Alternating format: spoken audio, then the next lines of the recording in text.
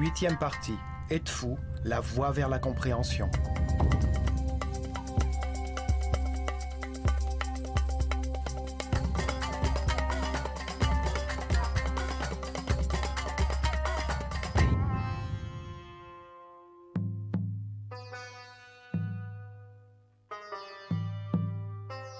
La civilisation égyptienne, guidée par les prêtres de l'école des mystères de l'œil d'Horus, était fondée sur une croyance de base. L'homme, initialement animal, se réincarnait à plusieurs reprises pour accéder à un état de sagesse et d'immortalité. Il acquérait le savoir au cours de cette expérience. Ce voyage dans l'évolution comprenait 7 paliers, déterminés en fonction de la sagesse acquise, de sa fréquence vibratoire et de la quantité d'énergie vitale transformée au cours du processus.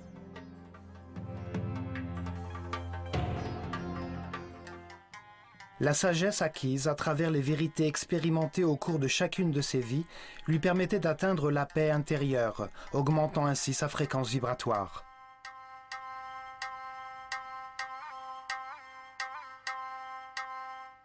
La quantité d'énergie vitale générée par son système neuronal s'accroissait donc également.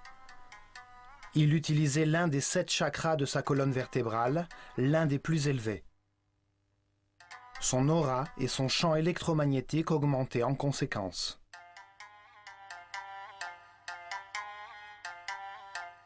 Les circonstances que l'homme devait affronter, les processus qu'il devait traverser pour développer sa sagesse avaient été conçus par Dieu à la perfection.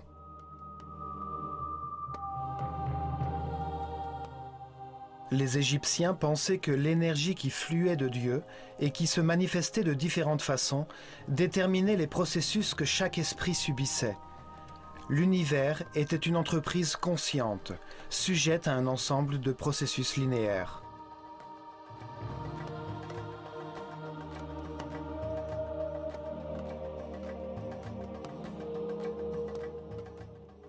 La Terre tourne autour d'une source radiante, le Soleil, dont elle reçoit son énergie initiale. Le système solaire tourne lui-même autour du Soleil central de la galaxie, autre source d'énergie.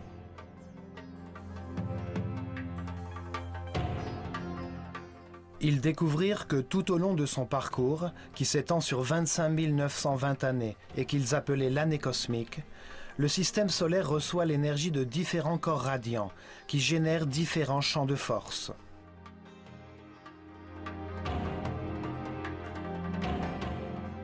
Il divisait ce parcours en 12 parties, 12 forces reçues par la Terre durant les 2160 années nécessaires à la traversée de cette ère. Chaque force provoquait une situation différente que l'homme devait affronter. Elles étaient parties constituantes de la chaîne des montagnes de la conscience.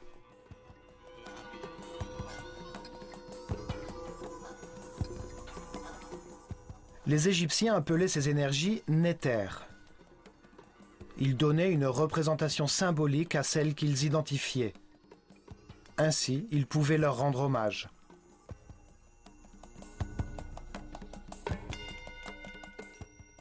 Leur culture était fondée sur le ciel et les processus collectifs, déterminés par les étoiles.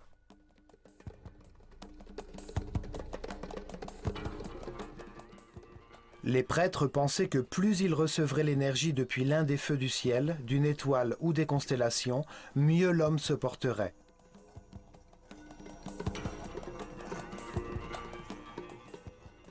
C'est pour cette raison qu'ils accordaient une attention particulière aux étoiles, placées sur l'axe de rotation de la Terre, les étoiles polaires, qui restaient en place durant des milliers d'années.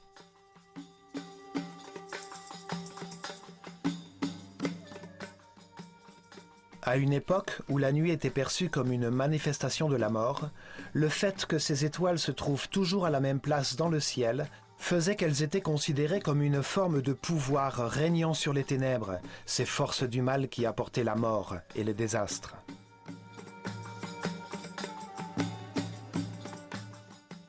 Ces forces qui faisaient surgir dans la vie des événements difficiles étaient dirigées par Seth, origine de notre Satan moderne.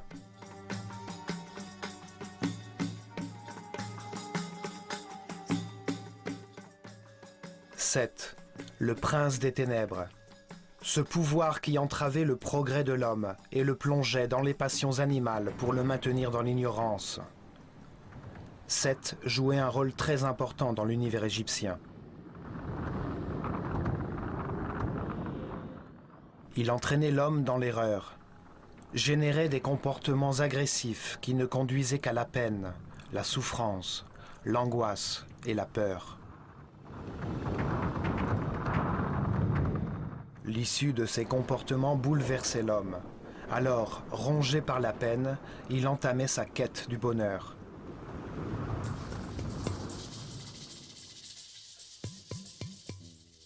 Il comprenait que son attitude agressive se retournait contre lui. Il changeait, et la force de la lumière illuminait sa conscience.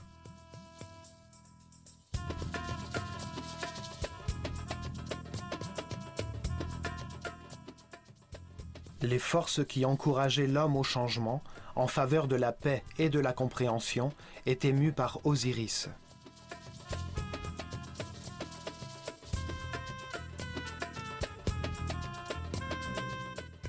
Osiris, prince de la lumière.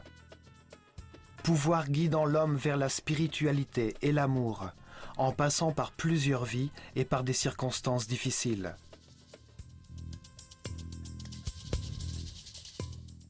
Dans un univers contrasté, écartelé entre des pôles opposés, Seth et Osiris s'affrontent comme l'ombre et la lumière pour modeler la conscience humaine et l'éveiller à l'importance de la neutralité.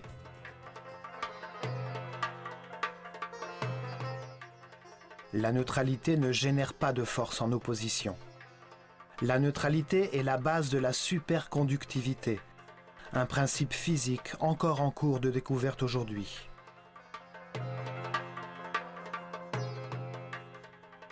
La neutralité implique le respect des autres. Le fait de ne pas empêcher le processus du destin, les conditions difficiles que l'homme doit surmonter dans le but d'apprendre.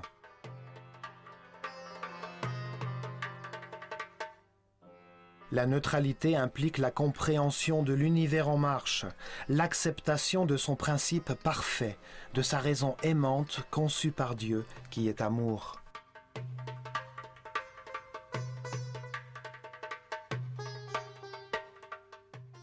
L'homme atteint la neutralité à la fin de son cycle de réincarnation, quand il a lui-même expérimenté toutes les vérités de l'univers, quand il renaît dans l'esprit et atteint l'illumination. Ce moment est représenté par la figure d'Horus, le faucon doré qui voit et sait tout, qui vole au-dessus de l'univers des contrastes et des faiblesses matérielles, parce qu'il n'oppose aucune résistance.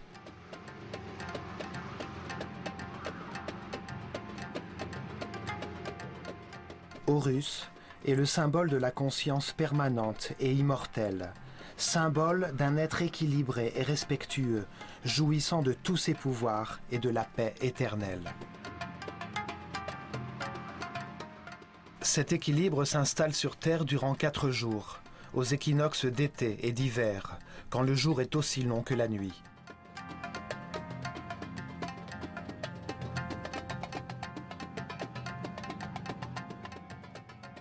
À Edfu, on construisit un temple dédié à la naissance d'Horus, pour l'étude du moment final du processus évolutif. Son axe et son porche étaient orientés vers le lieu où le soleil se levait durant l'équinoxe d'été.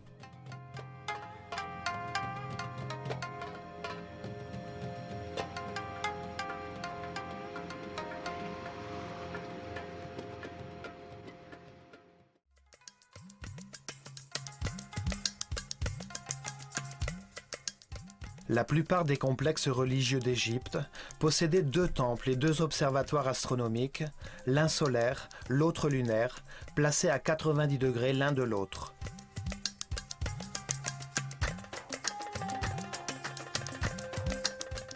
Ils pouvaient ainsi encadrer simultanément l'étoile incarnant la force vénérée du temple et le soleil durant les jours qui marquaient le changement des saisons, au moment où, pour tous les êtres vivants, l'environnement changeait également.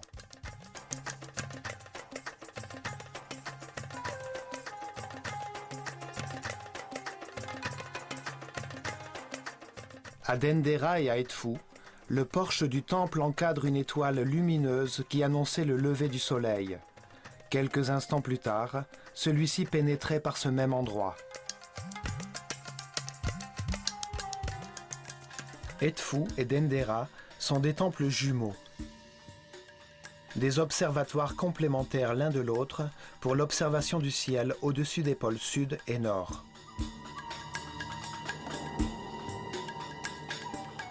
Lorsqu'ils observaient les étoiles polaires, ils notaient chaque variation dans l'inclinaison de l'axe terrestre.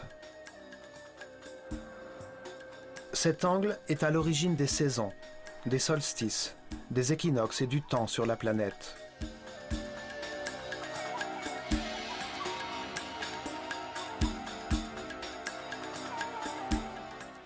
L'étude de ces étoiles et leur relation avec le Soleil et les autres étoiles était fondamentale. N'importe quelle variation de leur parcours habituel annonçait de grands changements dans la vie de l'homme. Les étoiles annonçant de grands changements étaient porteuses de malheur.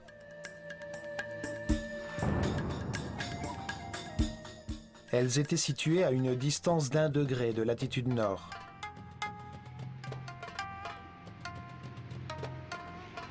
Dendera est situé à 26 degrés et Edfu à 25 degrés de latitude au nord de l'équateur.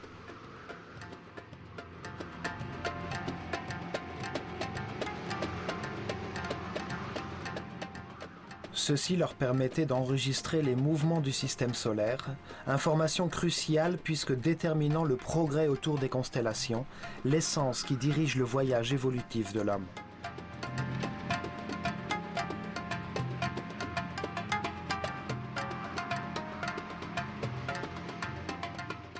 Le changement d'air d'une constellation du zodiaque à une autre déterminait les étapes selon lesquelles les prêtres révélaient les mystères de l'univers, déplaçaient une capitale de l'Empire et changeaient même le nom de leur pharaon.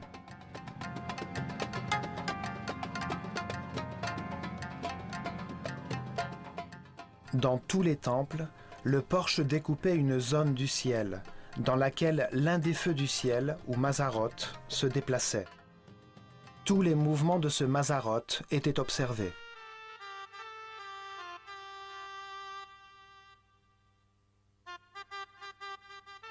Le temple d'Horus, à Edfu, était orienté vers le pôle sud.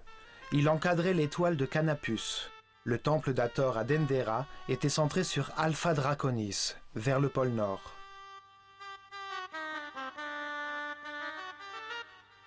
Le temple d'Horus célébrait sa naissance durant l'équinoxe d'été, 3 mois plus tard. Le temple d'Hathor célébrait le renouveau de la vie, la fertilité provoquée par la crue du Nil au solstice d'été.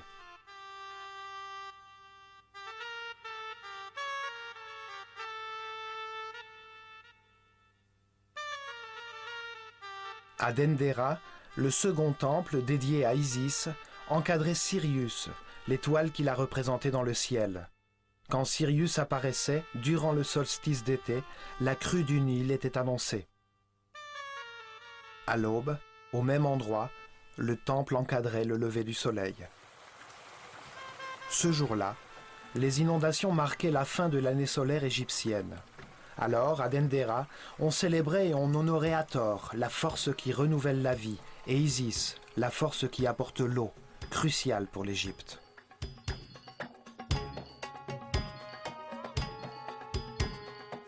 Trois mois plus tard, le temple de Nephthys à Edfu, dont il ne reste plus que les fondations, encadrait le lieu où Procyon apparaissait, annonçant le temps des semailles, et à l'aube de l'équinoxe d'hiver, il était cadré sur le soleil.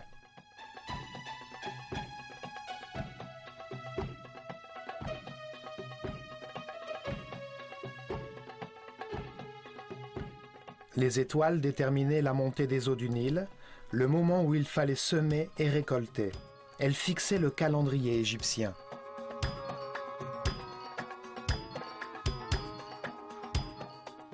Tout comme ces temples, ces deux étoiles étaient étroitement liées.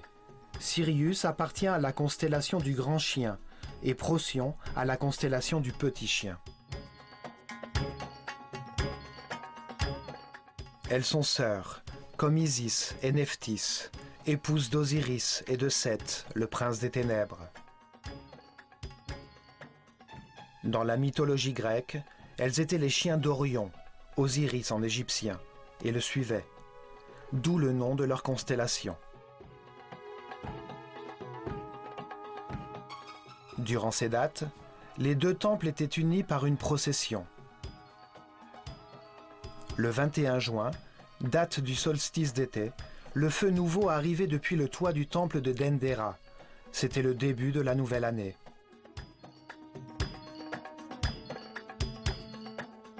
Le 21 septembre, jour de l'équinoxe d'hiver, Edfu célébrait la conception d'Horus. Le 21 avril, jour de l'équinoxe d'été, on célébrait sa naissance.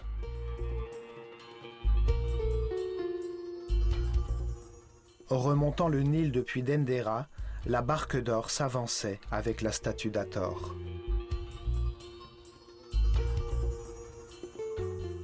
Cette cérémonie était appelée les Fêtes de la Belle Rencontre, moment où Hathor, force de la vie, célébrait l'apogée du processus qu'elle avait enclenché.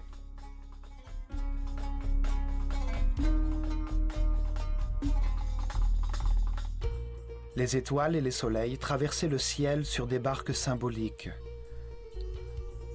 De même, les statues qui les représentaient, comme par exemple celle d'Isis et de Hathor, étaient transportées d'un temple à l'autre, dans des barques dorées, le long du Nil. L'ancien temple d'Horus à Edfu, appelé Apollinopolis Magna par les Grecs, fut reconstruit à partir de 237 avant Jésus-Christ sous Ptolémée III, l'un des rois de Macédoine, héritier d'Alexandre le Grand qui régna sur l'Égypte.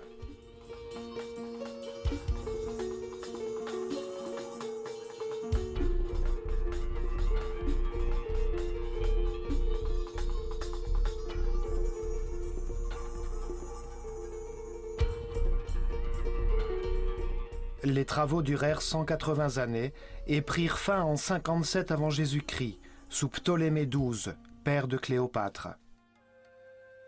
Elle fut le dernier pharaon d'Égypte avant que celle-ci ne devienne une province romaine.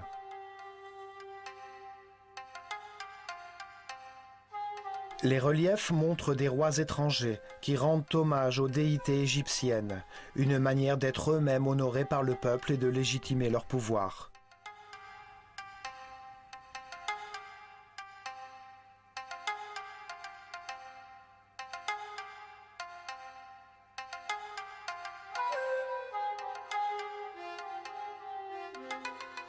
Les gens d'Edfu occupaient les terres qui appartenaient au complexe religieux.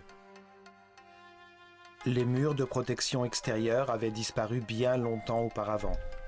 La plupart des bâtiments étaient détruits.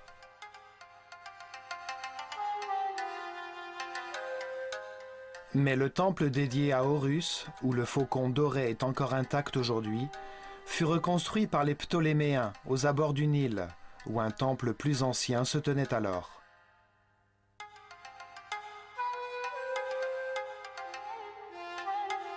Les temples qui étaient orientés en direction d'une étoile précise ne restaient en fonction que pour une durée de 300 ans, car le mouvement du système solaire autour de la galaxie modifiait l'emplacement de l'étoile.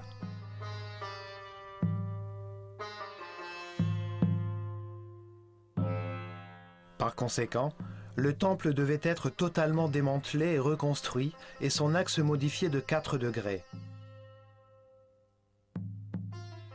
C'est la raison pour laquelle on trouve d'anciennes pierres dans les fondations d'un temple nouveau. C'était un peu comme si on déplaçait un télescope.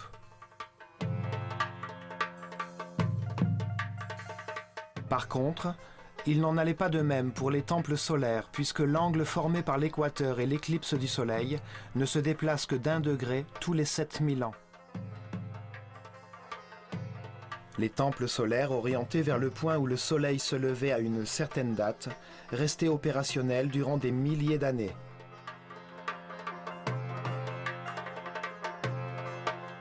L'axe du temple était orienté à 86,5 degrés sud-est.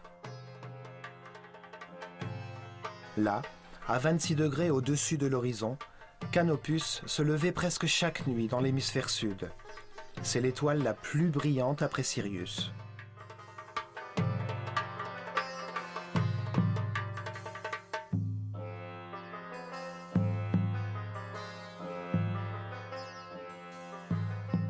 Canopus, Alpha Carina, de la constellation de la Carène, est située à 74 années-lumière de la Terre.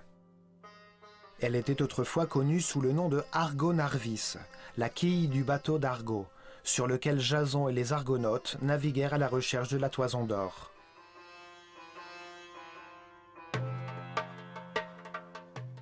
Les deux tours de la façade du temple encadrent l'étoile du pôle sud. Chaque tour est le miroir de l'autre, y compris dans ses reliefs. Elles expriment la symétrie dans un monde asymétrique en mouvement.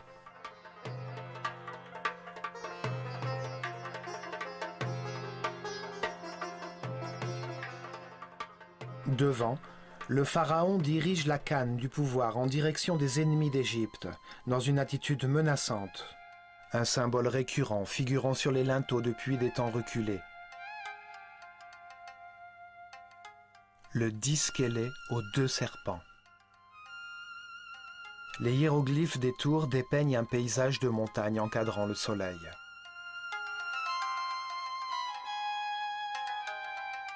Le pylône, ou façade, est haut de 35 mètres, aussi haut qu'un immeuble de 10 étages. Il laisse voir 4 renfoncements qui correspondaient à l'emplacement des poteaux destinés à recevoir les oriflammes des fêtes.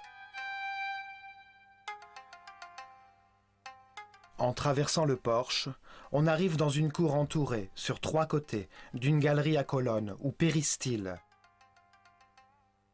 Sombre vestibule au plafond bas supporté par 32 colonnes aux chapiteaux floraux de formes et de styles différents.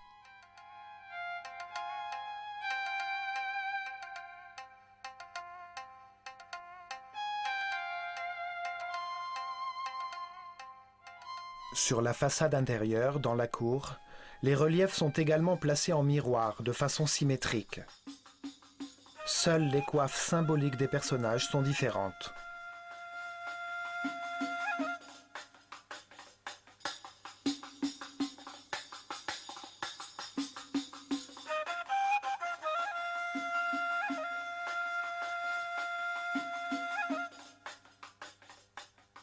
Le mur d'enceinte, complètement recouvert, et la galerie de colonnes donnent à la cour une sensation de symétrie parfaite. L'équilibre du bâtiment remplit le visiteur d'un sentiment d'harmonie. C'est ici que l'ont formé les initiés. Les scènes gravées sur les murs expliquent le processus d'évolution de l'homme, sa relation avec les forces célestes, le combat entre l'esprit et la matière qui rend possible la découverte de la vérité à travers les contrastes.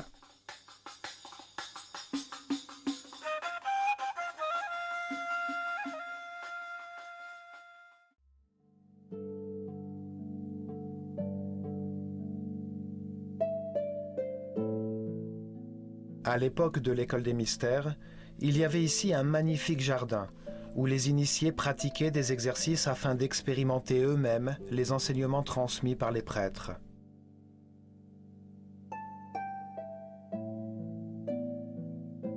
Ils recevaient la connaissance en fonction de leur niveau de conscience.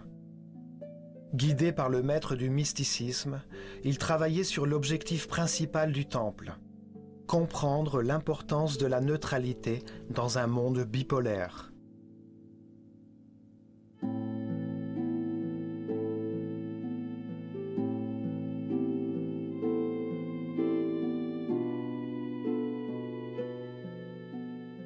Ils devaient faire preuve de leur capacité à transformer la conscience individuelle en conscience universelle.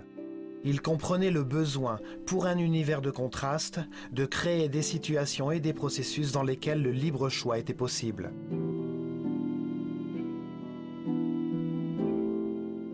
Chaque vie nouvelle autorisait l'expérience d'un nouveau lieu, d'une nouvelle famille, d'une santé différente et de conditions matérielles distinctes.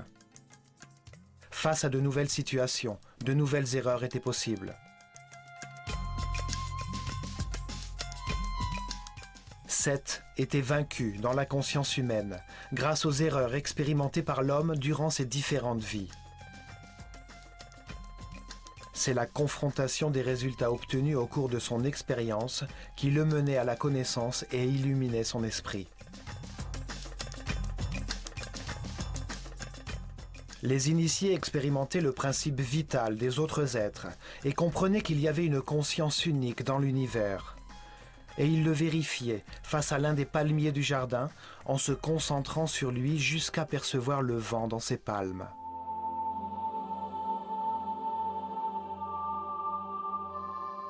Ils apprenaient qu'en s'abandonnant complètement, ils fusionnaient avec ceux qui les entouraient.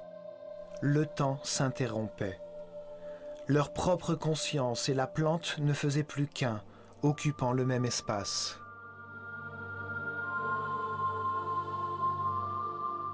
Les prêtres leur enseignaient que la concentration était un exercice intellectuel qui commençait en se focalisant sur la plante et en pensant à tout ce qu'ils savaient sur ce sujet. La raison éclaircissait l'esprit, pesait, comparait et analysait jusqu'à établir les caractéristiques qui transforment un être en plante. Il découvrait que le travail intellectuel touchait à sa fin lorsqu'il savait tout sur l'objet en question.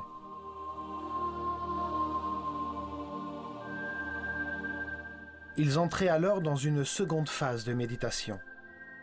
Ils utilisaient leur intuition et leur sens pour percevoir l'arbre. Ils percevaient sa forme, ses couleurs, son odeur, son goût. Ils écoutaient sa vibration intérieure.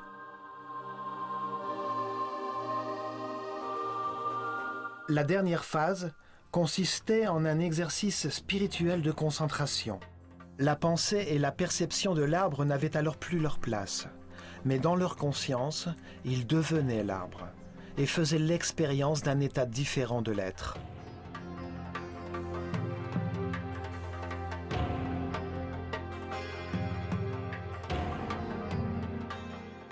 L'ego disparaissait et l'initié rencontrait son moi supérieur. Le temps disparaissait. Le silence dilatait la conscience. Les bras devenaient branches et une paix intérieure inondait le vide.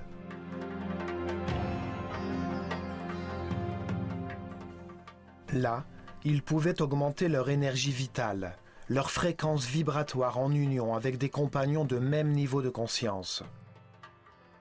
Ils avaient atteint un palier similaire sur la voie de la réincarnation.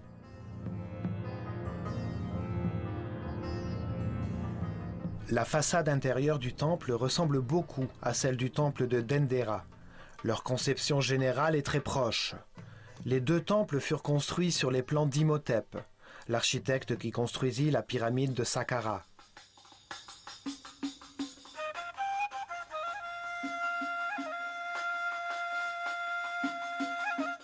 Entre les colonnes se dressent des murs bahus qui ne laissent entrer la lumière dans le temple qu'à travers une petite ouverture, créant à l'intérieur une semi-obscurité, idéale pour l'observation des étoiles.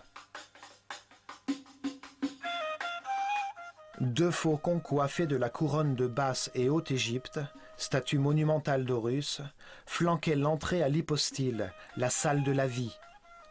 Aujourd'hui, il ne reste qu'un faucon de granit. En entrant dans la salle de la vie, nous percevons un changement de température. L'endroit respire la paix. 12 colonnes massives soutiennent un plafond qui n'a jamais été décoré.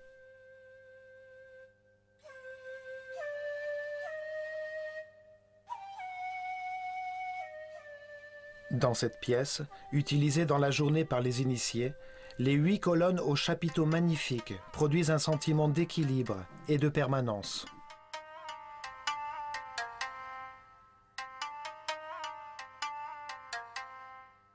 Comme à Dendera, cette salle possède aussi une pièce plus petite où l'on conservait les papyrus sur lesquels travaillaient les scribes, ainsi que ceux nécessaires à l'enseignement des initiés.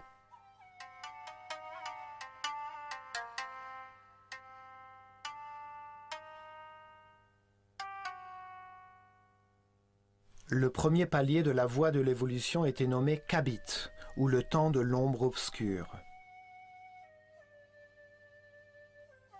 L'homme était proche de l'animal, un être sans pitié, aux passions incontrôlées, gouverné par l'instinct.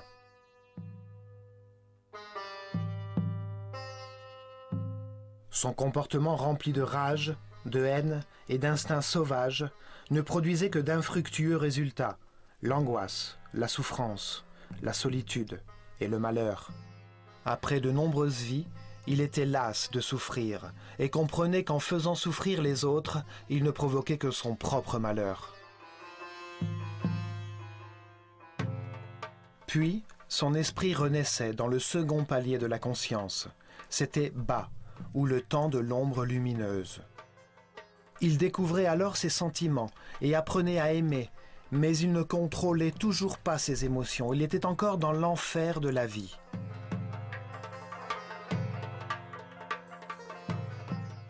Quand il atteignait le troisième palier, le temps du cœur respirant, il entrait dans l'extrême opposé. Il se transformait en un être bon, qui se souciait des autres, tâchant de résoudre leurs problèmes et d'éviter leurs souffrances. Il n'était pas plus heureux. Sa paix dépendait des autres. Le respect était absent. Il cherchait à transformer la vie des autres en ce qu'il pensait qu'il leur convenait d'être.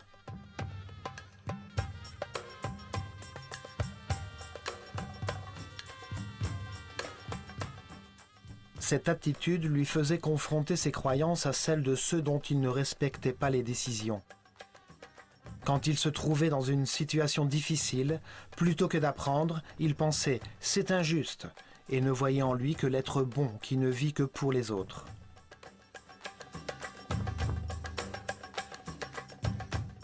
Par la porte du fond, on pénétrait dans la salle des apparitions, où la statue lumineuse d'Horus apparaît sur la barque d'or, sortant de l'ombre de son sanctuaire pour prendre part aux cérémonies et processions.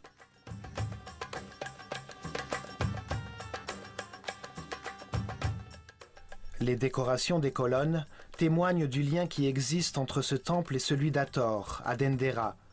Sur les chapiteaux, on retrouve la déesse.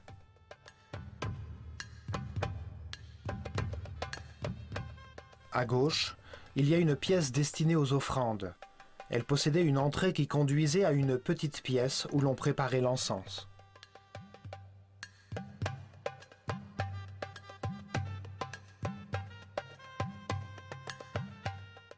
À droite se trouve la chambre des purifications, utilisée par les prêtres dans leur rituel quotidien de purification. Elle donnait sur le lac et le puits du temple.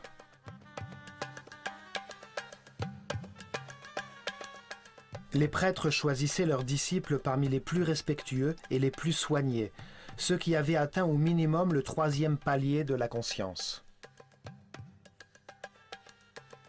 Ils leur communiquaient l'information et leur enseignaient à la vérifier personnellement. Ils leur apprenaient à accroître leur degré de vibration.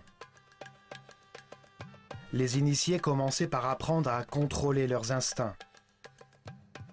Ils se retrouvaient exposés à des situations extrêmement dangereuses. Ils apprenaient à faire confiance en l'autre. Des années plus tard, ils apprenaient à contrôler leurs émotions, leurs désirs et leurs plaisirs, comprenant que leur corps était semblable à l'univers, mais à une échelle différente. Pour atteindre cet état de conscience, ils se rendaient à Kom Ombo, Philae, Der El Bahari et à Luxor. Ils accédaient alors au quatrième palier de la conscience, Sekem, et rejoignaient d'autres êtres nés dans le même palier de conscience et conduits par le maître des mesures. Il leur enseignait que le nom et le nombre déterminent la forme de toute chose.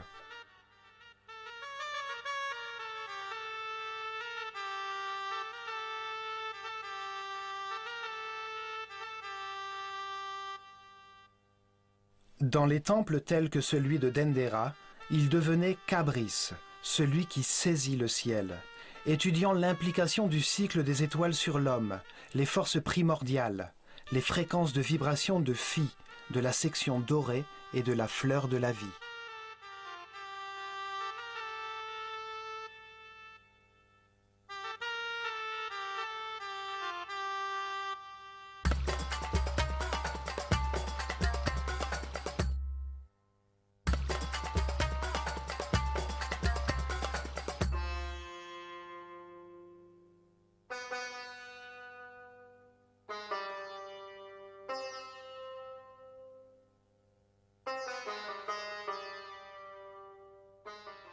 Après la salle des apparitions, on accédait ensuite au vestibule des escaliers exactement conçus comme celui de Dendera, un escalier circulaire à droite et un long escalier droit à l'intérieur de la cloison qui conduit jusqu'au toit.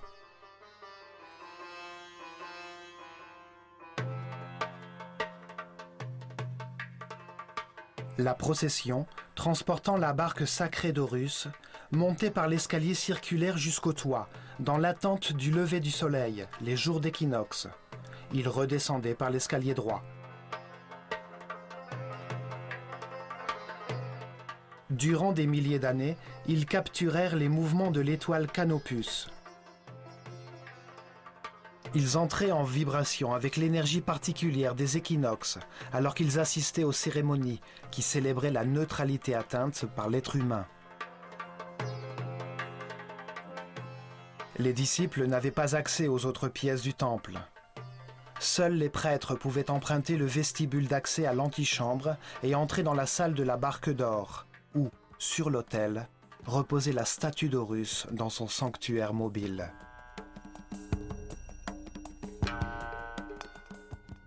Aujourd'hui, dans cette chapelle, une reproduction moderne renseigne sur l'aspect et les dimensions de la barque d'or.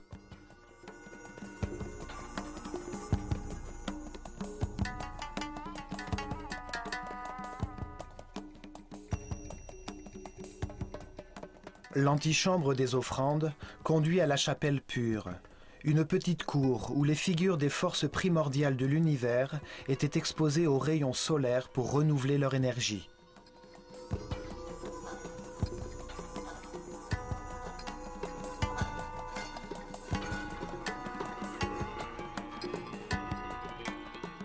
Les murs sont couverts de reliefs expliquant les mystères de l'univers, la raison de la réincarnation, la voie pour accéder à la fin du cycle et devenir un surhomme.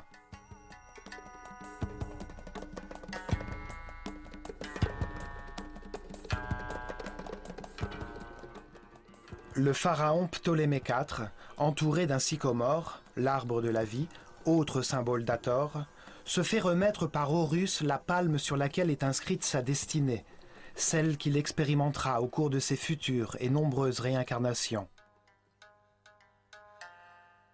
De l'autre côté, Nekhbet lui communique sa destinée immédiate, celle qu'il rencontrera dans cette vie en tant que pharaon.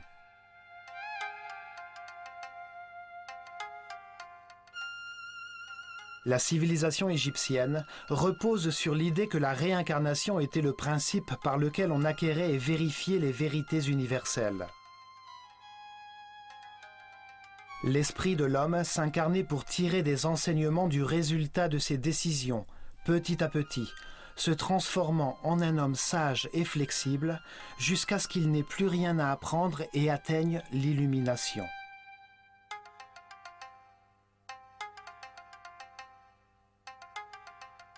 Depuis la lumière extérieure en allant vers l'intérieur sombre du sanctuaire, les sols étaient légèrement plus élevés, de pièce en pièce.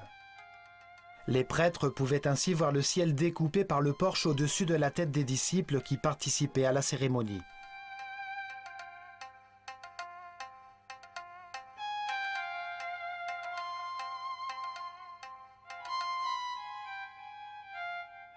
Le sanctuaire était un espace indépendant, entouré de ses propres salles. Tout en haut, le soleil approchait et illuminait de ses rayons les murs anciennement colorés.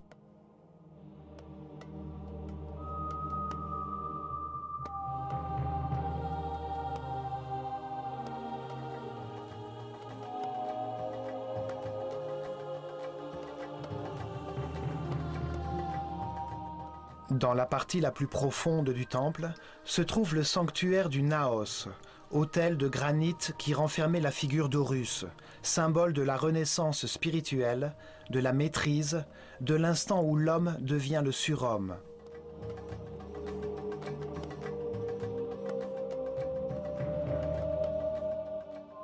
Cet instant est représenté par la naissance d'Horus.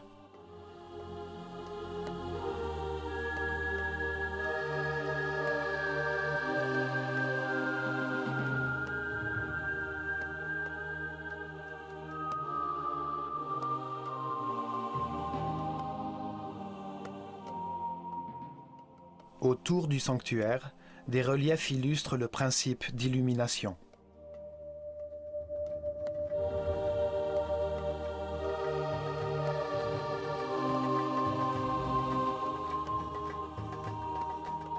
Quand il accédait à la compréhension, l'homme rejoignait le centre et devenait un être respectueux, juste.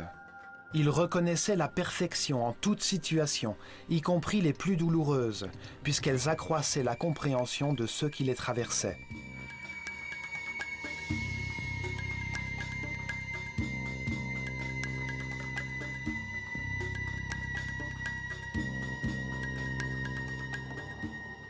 L'homme mauvais devient bon, le bon devient juste, et le juste devient sage.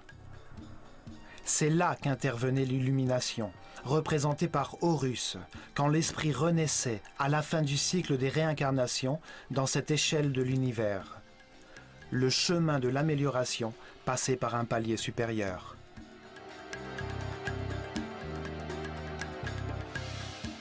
L'homme, né dans la chair, renaissait dans la spiritualité. C'était la fin de son évolution depuis son état animal jusqu'à la spiritualité éternelle, du temporaire à la conscience permanente, de la mortalité à l'immortalité. L'amour, constamment présent dans ses pensées, ses paroles, son regard, et généré par la compréhension, anéantissait son ego, et avec lui, le cycle des réincarnations.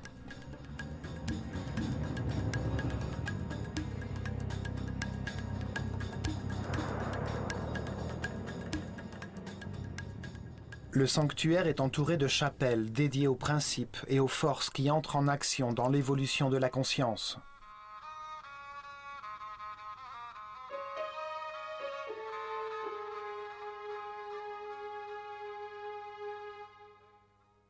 La chapelle d'Osiris était facilement reconnaissable par les gens du peuple, depuis l'extérieur, grâce à ses reliefs sur le mur. Le peuple, à qui l'accès du temple était interdit, s'approchait et déposait les offrandes auprès de ce mur.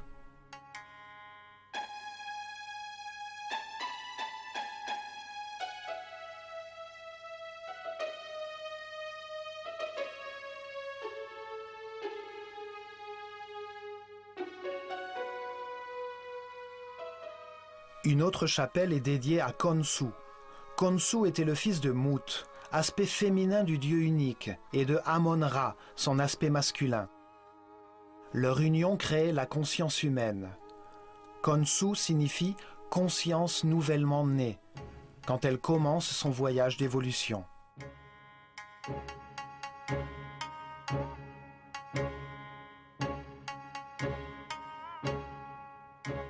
La chapelle d'Amon-Ra, créateur de la conscience, contenait l'information sur le processus d'évolution. Il existe une autre chapelle consacrée aux 9 forces fondamentales.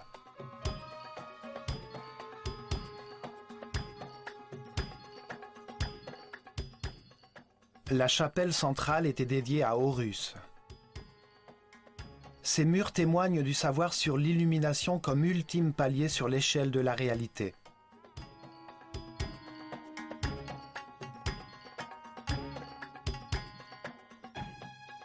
Les initiés ayant atteint le 4e palier de l'évolution de la conscience venaient dans ce temple. Très peu d'entre eux atteignaient le 5e palier, le temps du Sahu.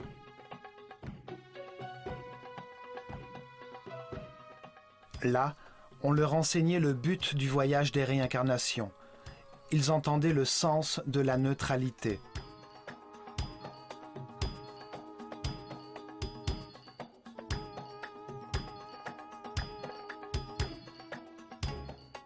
Puis ils prenaient la route en direction de Karnak, temple de la conscience humaine, où ils poursuivaient leur quête de la sagesse par la pratique de l'art, et partaient à la découverte de leur inconscient en revivant l'ensemble de leur réincarnation.